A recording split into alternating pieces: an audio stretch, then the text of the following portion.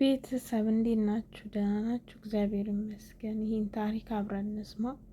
በጣም በቃ አብሬ ያለቀስኩበት ታሪክ። ምን እንደናፈቀኝ ታውቃላችሁ?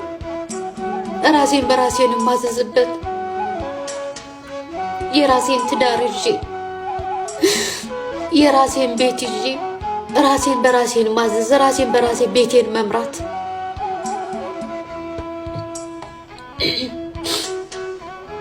ማሄ ይሄንን አምጪ ከምትለኝ አንድ ሴትዮ ማሄ እንደዚህ ስሪ ለራሴ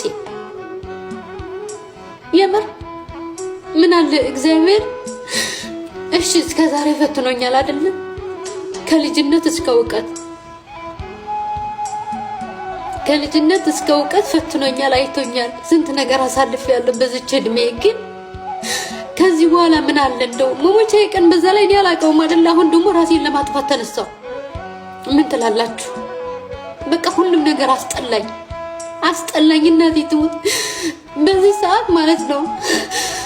በእርግጥ አባቴ ጥሩ አልነበረም ለኔ፣ ግን አባቴ በኖረ ብዬ ተመኘው።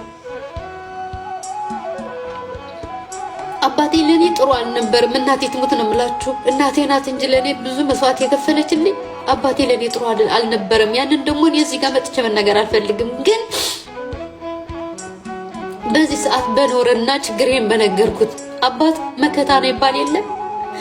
ምንም ቢጠላችሁ ራሱ አባት አለኝ ብሎ ማውራቱ ራሱ ትልቅ ኩራት ነው።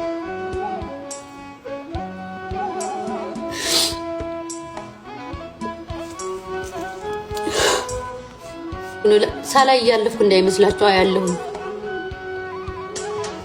በአሁኑ ሰዓት የእናንተ መጥፎ ኮሜንት አይደለም መስማትና ማየት የምፈልገው።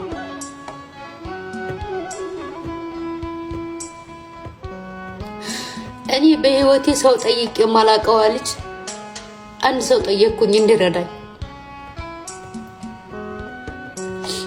ማርያምን ነው የምላችሁ፣ በውስጥ ድረስ እጄ ጠየቅኩኝ።